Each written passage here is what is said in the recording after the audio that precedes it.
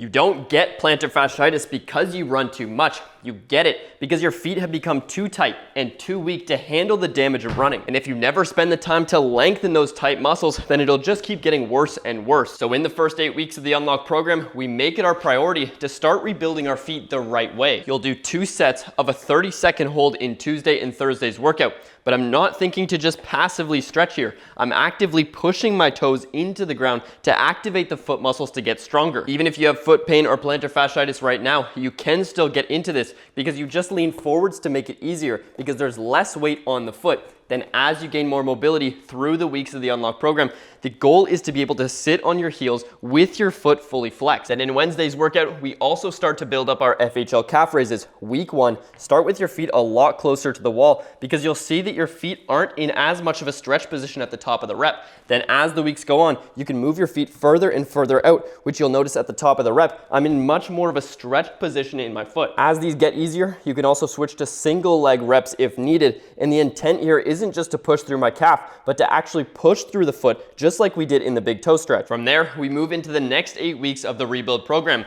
where we're taking this foot stretch and actually turning it into a strength movement by lifting up our heels and doing our hack squats from there. Once a week, you'll set a 3-minute timer and you're aiming for 30 reps in those 3 minutes. Start week 1 with body weight or assisted reps to get used to the balance first. Then from there, you can add weights behind your back using a weight that allows you to do 30 reps in those 3 minutes completely pain-free. At that point, we move into the targets program where we're building up our Peterson step-ups, where the form is super important.